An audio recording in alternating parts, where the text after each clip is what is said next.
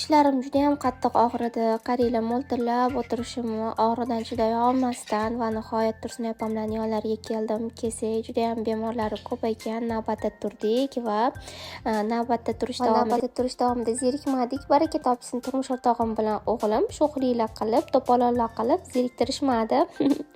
Ularga qara, vaqt o'tganini ham bilmay qolman va nihoyat navbatimizga keldi. Kirdim, qo'llari juda ham yengil. Tursunoy opamlarni baraka topsinlar.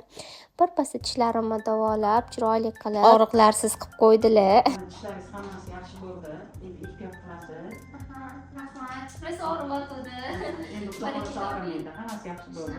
Sizlar kelinglar. Tursunoy opamlarga kelsanglar agar mazza qilasiz ham ortmaydilar.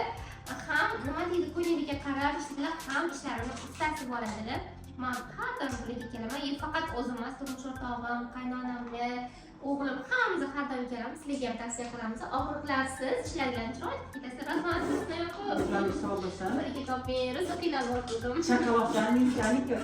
Xudo xohlasa, rahmat. Bu yerda o'zingizlar ko'rsanglar bo'ladi qanaqa xursandligimni va albatta Tursunoy opamlarni sizlarga ham tavsiya qilaman.